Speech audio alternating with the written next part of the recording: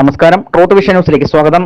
ചടയമംഗലത്ത് പാറക്കോറിയുടെ hearing കേന്ദ്രത്തിലേക്ക് കോൺഗ്രസിന്റെ പ്രതിഷേധം നടത്തി. ചടയമംഗലം പഞ്ചായത്തിലെ പോരയിടത്ത് ഒന്നിനു പുറകെ ഒന്നായി നിരവധി കോറികൾക്ക് അനുമതി നൽകുന്ന തീരുമാനത്തിനെതിരെയാണ് കോൺഗ്രസ് പ്രതിഷേധിച്ചത്.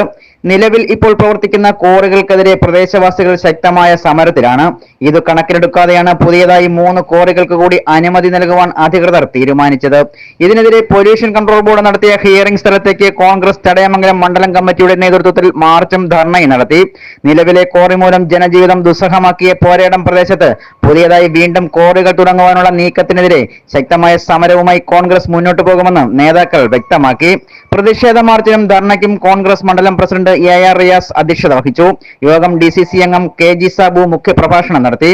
നേതാക്കളായ വടക്കതിൽ നാസർ, ഉഷ ബോസ്, യൂസഫ് ചേലപ്പള്ളി, നാസർ പോരേടം, ജുമൈദത്ത് BV, രാജൻ പുളിമുട്ടിൽ, മഞ്ജു മറിയപ്പള്ളി തുടങ്ങിയവർ സംസാരിച്ചു.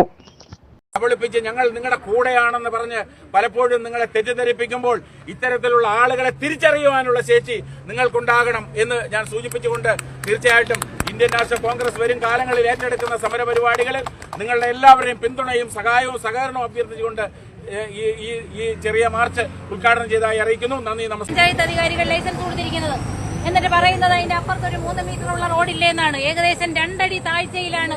നിങ്ങൾക്ക് അവിടെ താമസിക്കുന്ന പാറക്കോറിയുമായിട്ട് ബന്ധപ്പെട്ട് താമസിക്കുന്ന എല്ലാവർക്കും അറിയാം. അവർ ഹൈക്കോടതിയിൽ കൊടുത്തിരിക്കുന്ന ഈ റിട്ട് പെറ്റീഷനകത്ത് അവരിപ്പോ ഒരു ഓർഡർ വാങ്ങിച്ചിട്ടുണ്ടെന്ന് പറഞ്ഞിട്ടുണ്ടല്ലോ.